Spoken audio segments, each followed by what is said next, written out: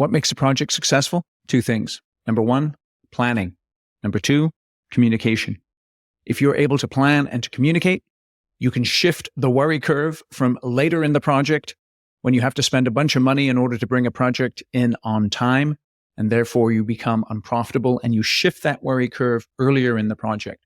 So you're addressing issues as early as possible through planning and communication. My guest today is Clint Padgett, and Clint is the president and CEO of Project Success. He's been building construction projects and teaching people how to build construction projects for 30 years. So we're going to get a ton of great wisdom from Clint, and we're going to dive right into the conversation. This is Eric Anderton, and you're listening to Construction Genius, a leadership masterclass. Thomas Edison said that genius is 1% inspiration and 99% perspiration. If you're a construction leader, you know all about the perspiration, and this show is all about the 1% inspiration that you can add to your hard work to help you to improve your leadership.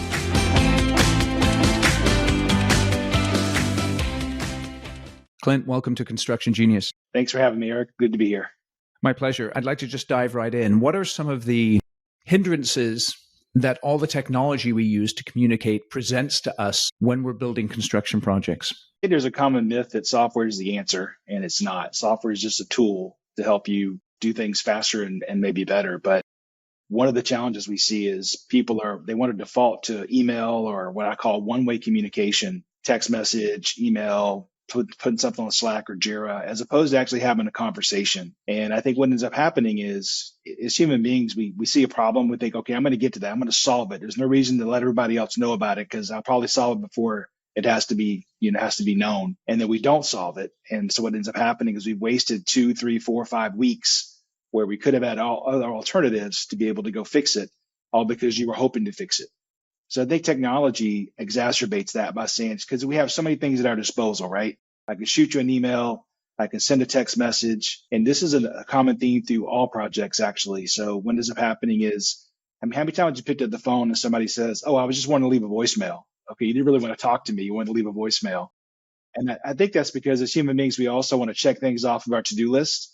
And it's easier for me to check it off my to-do list if I just send you a message saying it's done. But if I picked up the phone and had a conversation with you or walked down the hallway and talked to you face to face, I might find out I'm not done. And there's 3 more things now I have to go do.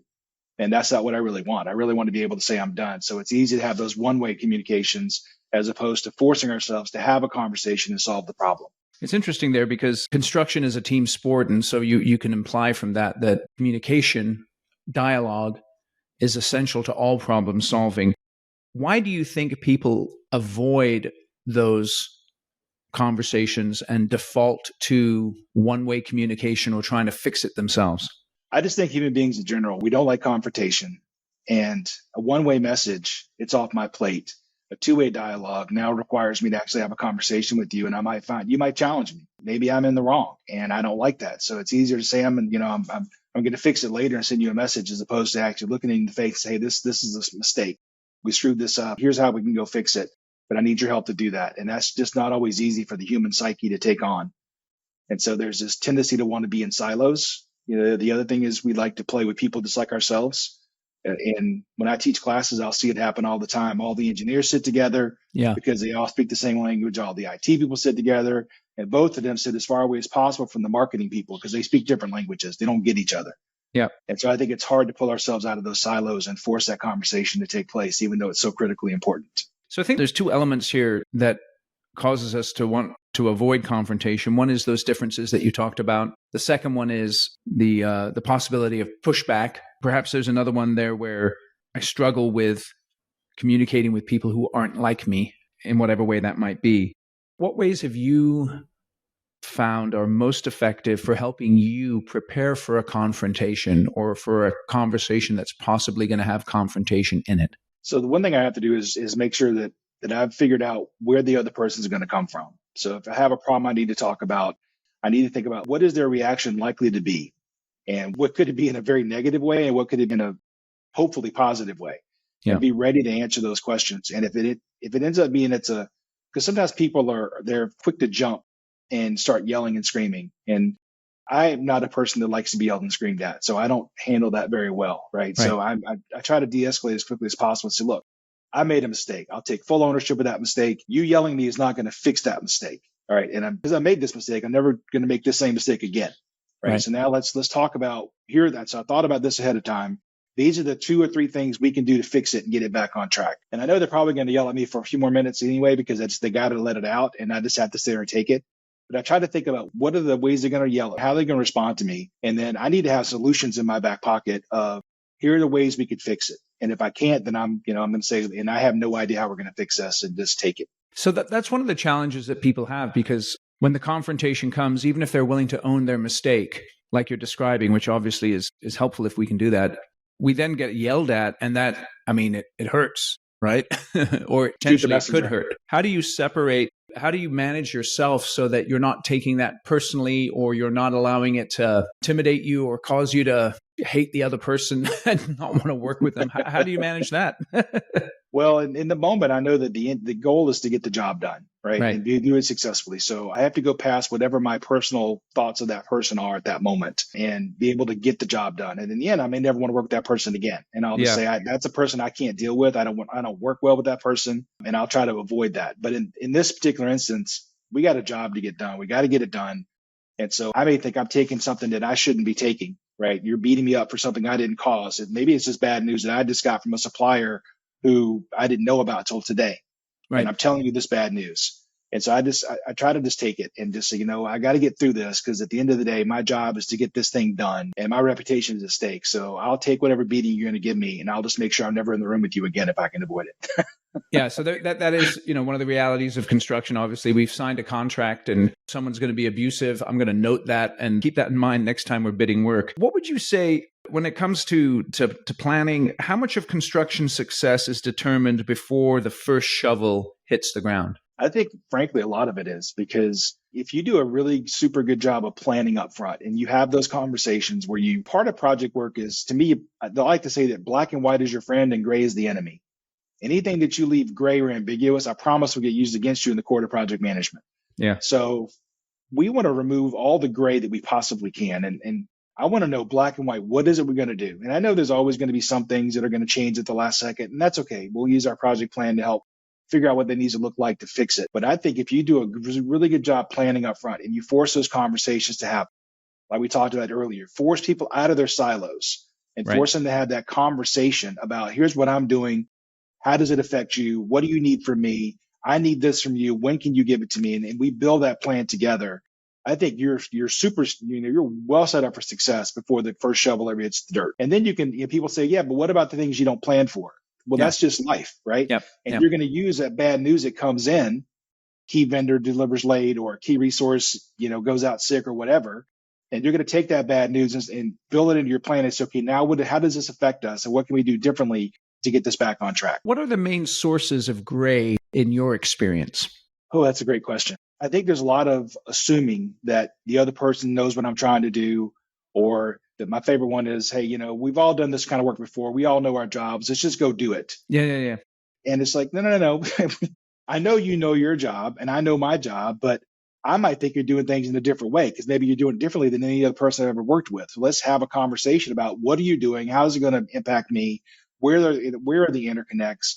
So I think that's one of the biggest issues, is just people not wanting to have those conversations. I find a lot of times also there's this disconnect. You're talking about silos earlier, this disconnect between estimating and project management. So that the estimators have won the project, they put a lot of work in, and then for whatever reason, the handoff portion is not as effective as possible. How can you make sure that handoff between estimating and project management is as smooth and as detailed and as clear as possible? Well, the first 3 minutes is probably like, seriously, you said we could do this in that amount of time? Yeah, right.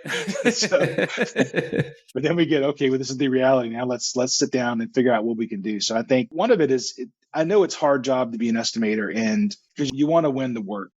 But at the end of the day, if we can't deliver what you sold, then we're not going to be successful anyway. Nobody wants to get into forensic accounting at the end of the project to say who's going to pay, what money to whom. Yeah. So I think a lot of that is just, if I can, I try to talk to the estimators up front and say, look, the last time we did this hurt us. So make sure you build a little bit in here, but just having that transparent conversation of, look, there's no way we're going to get that amount of that done. So hopefully you've got some extra time over here. It'll all smooth out. But I think it's just having those conversations. Give yourself a rating right now from 1 to 10. 1 being, I am the worst leader that ever existed on planet Earth, to 10 being the best. Where would you rate yourself? Probably a 5 or a 6, if you're honest. And so what that means is you can improve. And that's why I've created my course, The Shift. The Shift is all about helping you to make the shift from being a project builder to being a builder of people and teams, because that's what you need to be able to do when you get into leadership roles. The Shift is a 5-module course. It's all online. You can take it at your own pace, and it's packed with a ton of great information, strategies, tools, and frameworks to help you to improve your leadership right now. So there's a link in the show notes, theshift.constructiongenius.com.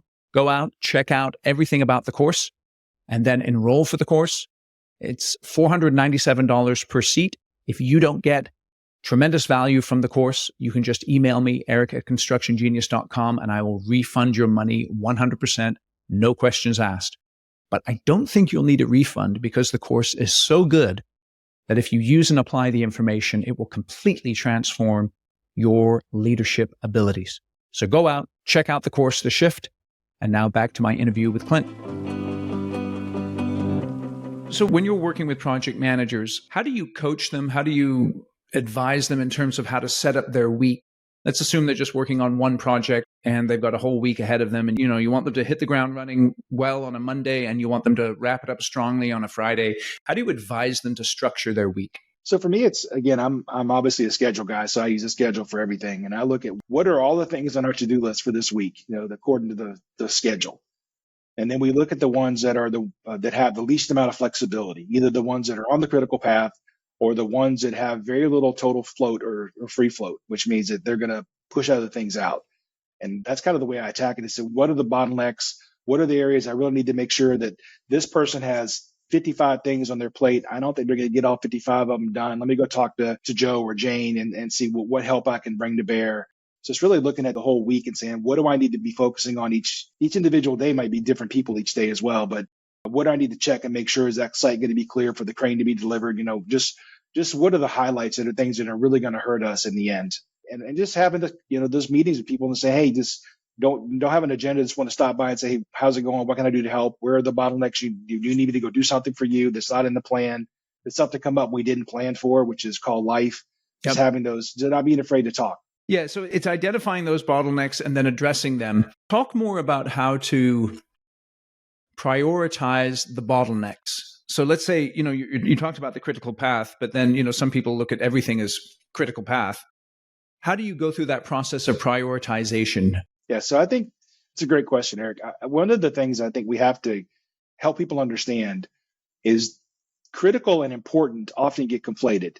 There are things that are very, very important, but in project work, critical has a very specific definition. It means if this task is late, my project will be late. It's an activity on the critical path. So there can be very important things like a permit or pulling cable. It could be something very, very important to you or your boss, but because it's not on the critical path, it means it could be late by a day or two. And you have to help people understand just because something is important doesn't mean it's automatically going to be on the critical path. Right. So once we know what's on the critical path, what that means is all the other activities, which is way more than half, could be late by 1 or 2 days, and it doesn't really matter, right? Mm-hmm. So it's really about understanding these are the important ones, and ones that are, if they're on the critical path, they've got to be done as planned, or we're going to be in trouble. And then looking at those ones that have what we call 1 day of total free float or total float on them, which says they're 1 day away from becoming critical, or they're 1 day away from hurting somebody, a bunch of other people downstream. And looking at the ones that have the least amount of flexibility and saying, this is the priority I need to work in. The ones that are 0 total float, which is critical, and the ones that are just 1 or 2 days away.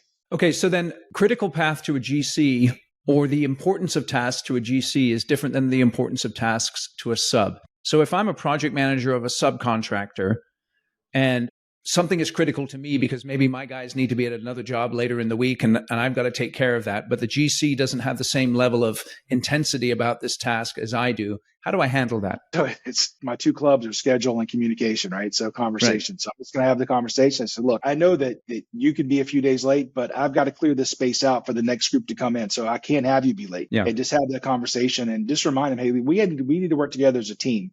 And because there's other projects down the line that we could or could not use you on.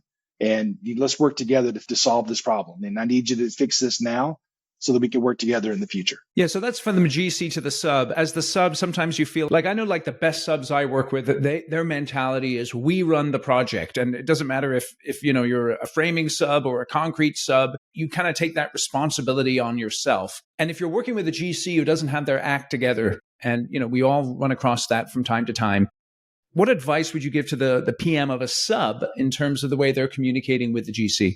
So one of my favorite things to do is just take my schedule and go back to them and say, look, here's why I need you to help me with this, because I know that your world and your stuff, it's not bothering you, but this is how it's affecting me.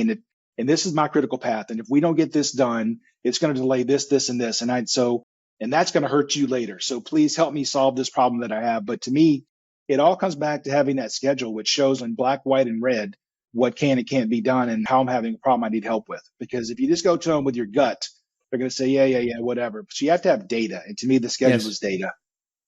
Okay. So then you're working on a project and you know how it is, right? In the beginning, everyone's got a smile on their face. We got the plans. Everything's going to be awesome. So it starts with order and then it goes to disorder a little bit. Maybe things are a little bit squirrely. And then 3 weeks, 4 weeks, a month into the project, there's chaos. If a project is already off track, what are the first 2 or 3 things a construction project manager or a leader should do to regain control?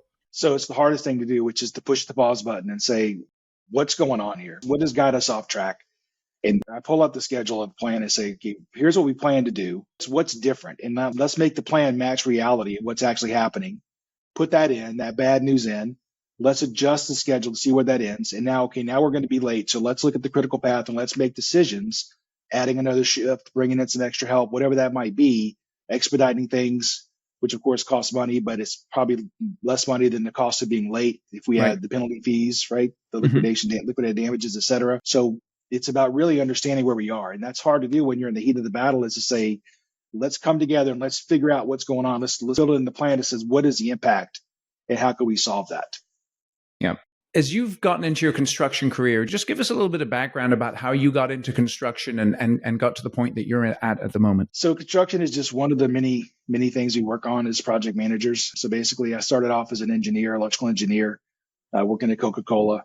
And then the Olympics were coming to town and I wanted to work on that project and I wasn't going to be able to work on it as an engineer. So I left the company, went to work for Project Success. This came same company with today.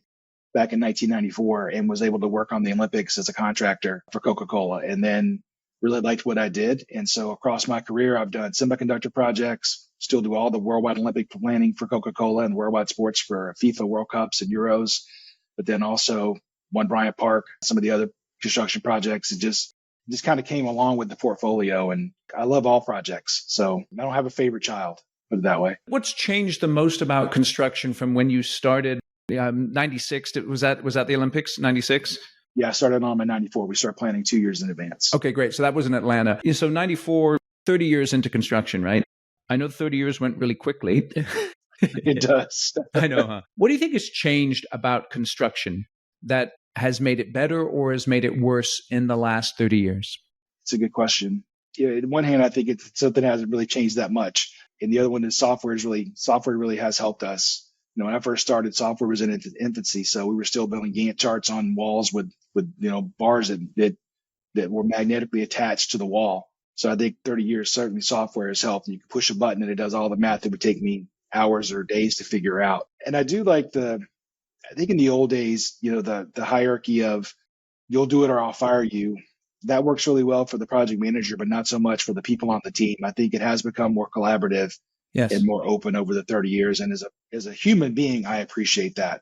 It's nice to work with somebody who wants us to be successful as opposed to I vividly remember my first person I worked with on construction was hard hat, cigar, just barking orders and yelling. And And that's how it was. And it doesn't have to be that way anymore, which I think it's a lot more user friendly. Why do you think that's changed where it's not as confrontational? It's still a tough business and yeah, it still happens. But, I've heard that a lot from people too, is like, it's not so much the commander now, it's the coach. What caused that to switch?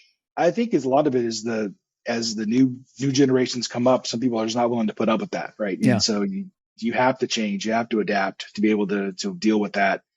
And I think you do have more of the matrix organizations today where I don't actually own the people on my team. They're dotted line to my project from other places, and I can't make them do it. So I need to create an environment where they hold themselves accountable to get it done.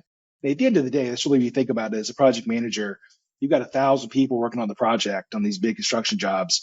You're not going to talk to those people every day. You couldn't possibly. So what you need to do is make sure that they know what to work on and they're going to hold themselves accountable. And that's much more likely to happen if I've created an environment where people want to do the work as opposed to me having to bark at them all the time. Hey, quick break to talk about my book, Construction Genius. I'm going to put it right up by the camera. Look at this little sucker here. Effective, hands-on, practical, simple, no BS leadership, strategy, sales, and marketing advice for construction professionals. Go out to Amazon right now and purchase a copy of the book. It's all killer, no filler. You're going to find tremendously practical things that you can do based on the information in the book to improve your leadership right now. So go out, get yourself a copy of the book, get a copy for everyone on your leadership team. It's only $20. Actually, it's not even $20. It's $19.99 on Amazon. So go out and get the book. I know you'll enjoy it. And I'll tell you what, if you buy the book and you don't like it, shoot me an email at eric@constructiongenius.com and I will Venmo you $20. So it's a money back guarantee. That's pretty bold, huh? All right. So let's get back to the interview with Clint. What do you think is the one thing that project managers misunderstand the most about people who work in the field? That they're all still that same guy with the cigar barking orders and, the mandate, do this or I'll get rid of you. And it's not this really has more to the coach. I think that's a misconception that still is out there. Yeah. What advice would you give to someone who's fresh out of college? They're a project engineer, let's say, and they think they know, but they really don't know, but they don't really know that they don't really know. What advice would you give to them as they walk onto their first job site, as they're working with, a bunch of guys and gals who've been in the business, 20, 30 years? How would you advise them in terms of building their career and making a positive impact right from the get-go?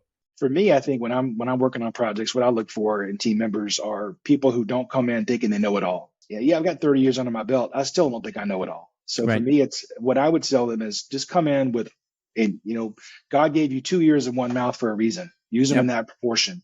Listen a lot more than you talk.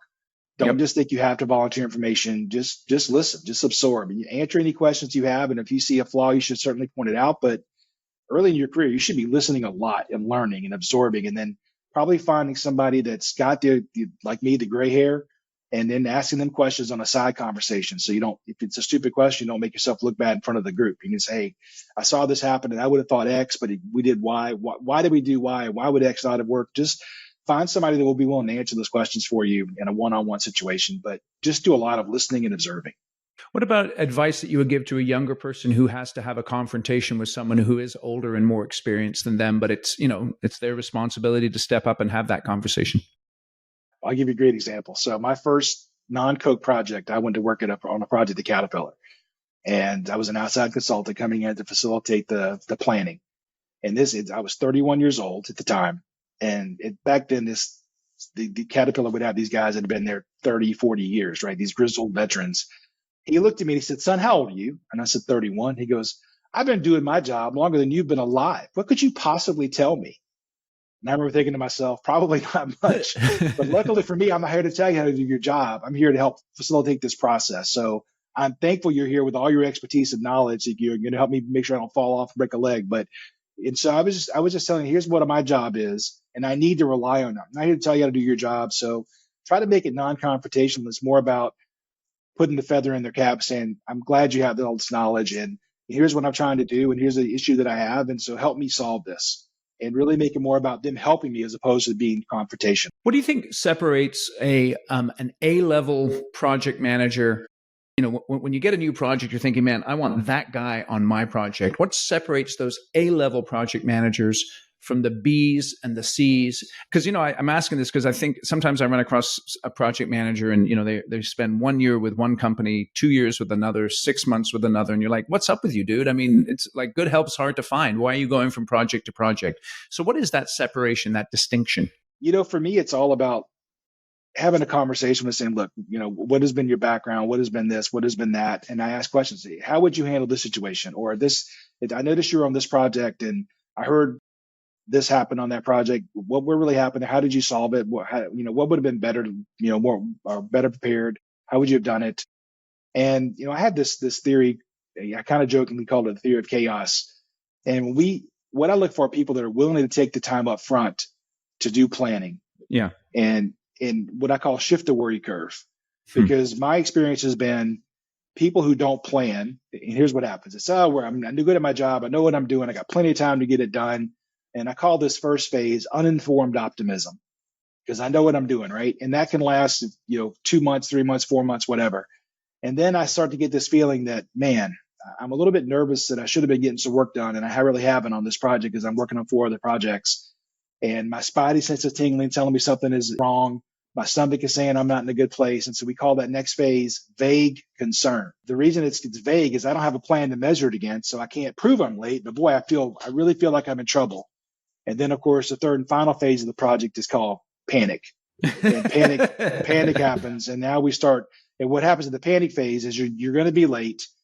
Costs go up because you're throwing money at your problems to get them to go away. And quality suffers because you're taking shortcuts to get it out the door, right? So what we want to do is I'm looking for that person who's willing to bite the bullet, take the time up front to do planning work so that we'll know what has to be done early. And, one of the things to talk about in my sessions is if you don't have a plan, if you have a 1 year project and there's no plan, how much work actually happens in the first 6 weeks? And the answer is almost none, because, maybe we're setting up some meetings, but no work happens. Now what happens? You got a 46-week project. You just blew 6 weeks. So I want to take that time up front, carve out the time, the couple of weeks up front that's needed, plan the project, because there are things that have to be done in week 1, 2, and 3 in order to hit that 52-week deadline, and not just put all the pressure on the back end of the project. So I'm looking for people that are willing to take that time up front to do planning. Yeah. So it's interesting. What is the relationship between not doing planning because people don't feel like they're working when they're planning? Is that true, that people they don't plan because sometimes it just feels like you're just kind of sitting around gabbing and not really doing any work? Yeah, absolutely. I hear that a lot. Wait, you want me to waste 2 weeks planning? That's 2 weeks worth of actual work you could have gotten done. Right. And so what we have to do is say, yes, but by planning it, we'll know when things have to be done. And I promise you, we won't be late. We'll actually be able to finish earlier. We'll have people working on the right things at the right times. Yep.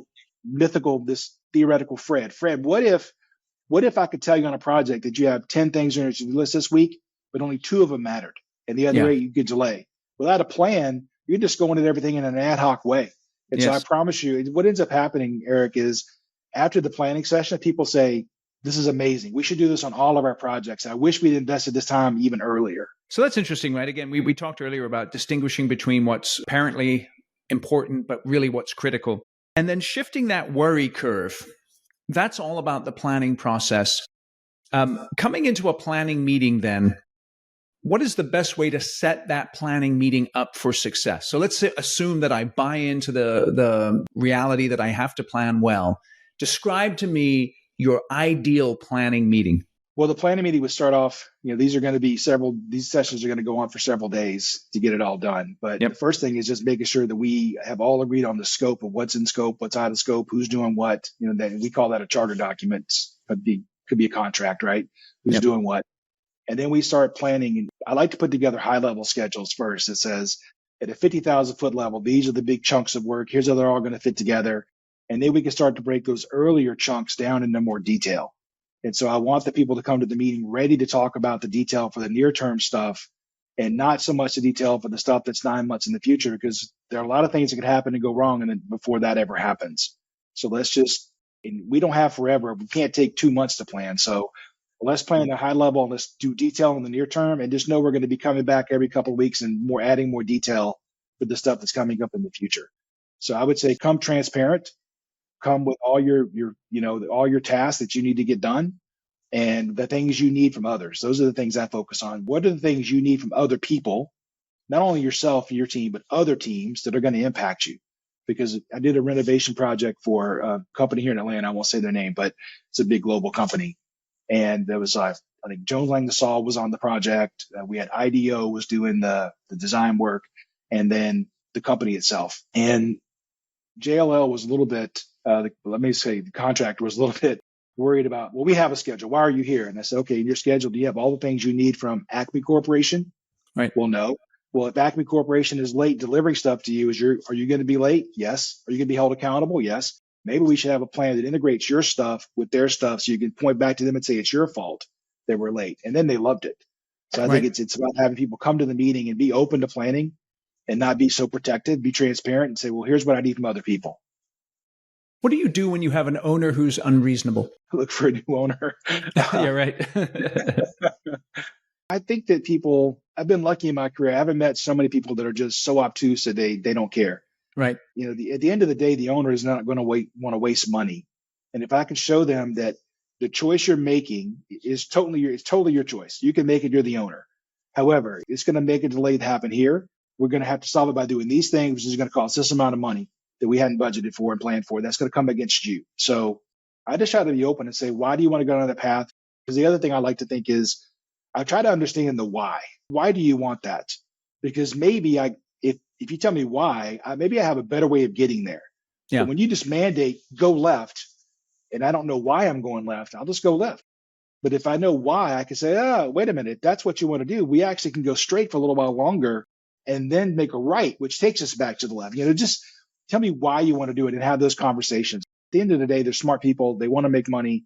They want to get stuff done. And I think they're going to be open to your information you give them. Okay. So as we're wrapping up here, people who are listening to this, they're running projects all the time. If you had to give them just one piece of advice today to improve communication across the board on a job site, what would that be? Conversation. It really would be conversation. Talk to people. If you're much better, you're probably going to be better able to get bad news from people when you're looking at you face to face and say, how's this going? It's too easy to hide behind email and text messages. So just have the conversation. Just make sure you have those touch points that you go by and talk to somebody. Hey, how's it going? What about this? What about that? And just have those conversations. Look them face to face. It's a lot harder for people to hide behind. It's easy to hide behind a text message or an email. Yeah. Yeah. I think that's the one thing that, folks who've been in the industry longer can teach the younger people, because, younger folks obviously default to these technology ways of communicating, which can work, but, you can only say so much through emojis. And so having that conversation, going belly to belly out of the job site, that's absolutely critical. So tell us a little bit more about yourself and what you do and how people can get in touch with you. Okay. So basically, again, my name is Clint Padgett and the company is called Project Success. Been around for 41 years now. And all we do is project work. We do training. We train people how to do projects. And then we execute projects with our clients for those who choose to go down that path. Getting a couple books on project management out in the space you can buy. One is called How Teams Triumph on Forbes Books. And the other one is the Project Success Method on Advantage Media. You can check us out on projectsuccess.com. You can follow me on LinkedIn. It's Clint Padgett on LinkedIn. So that's great. That's great. I know. Are those books on Amazon as well? They are. Yes. Excellent. Yeah. So we will have links in the show notes so that you can get in touch with Clint. And also so that you can also get those books. Question then, you're based in Atlanta? Yes. Okay, what's the one restaurant I need to hit in Atlanta the next time I'm in town? What's Rathman's restaurant that everybody talks about? I think it's just called Rathman's. Rathman's. Okay, Rathman's in Atlanta. Rathbuns. Oh, Rathbuns. Okay. That's a steakhouse, huh? Yeah, for sure. Okay, cool. We will have a link in the notes to Rathbuns. It's kevinrathbunsteak.com. Yeah. Everybody Awesome. raves about it. There you go. Well, Clint, I really appreciate you coming on Construction Genius today. Thank you for joining us. Thanks for having me, Eric. I appreciate it. Hey, this is Eric. Thank you for listening to my interview with Clint. Do me a quick favor. Go out to where you get your podcasts and give the show a rating. And then also, if you could write a review, that would be tremendously helpful. That helps the show get seen across the interwebs. And that would be awesome. The more people who can listen to Construction Genius, the better. Links in the show notes to get in touch with Clint, get his books, check out the steakhouse, Kevin Rathbun Steak in Atlanta. Thank you for listening to the show today. I'll catch you on the next episode. Thank you for listening to this episode of Construction Genius. Hope you found that 1% of inspiration to help you in the next few days. If you like the show, please give us a 5-star review on iTunes, share it with other construction leaders who you think would benefit, and always remember that the show is brought to you by Kick-Ass Meetings. I've been working with construction leaders since 2004, teaching them how to run extremely effective problem-solving meetings that gets their people collaborating, taps into their creativity, and to get yourself a free copy of the Kick-Ass Meeting Report, go to www.ericanderton.com/kickassmeetings. Grab yourself that free report, read it, use it in your business. You'll find it extremely useful. And thanks again for listening.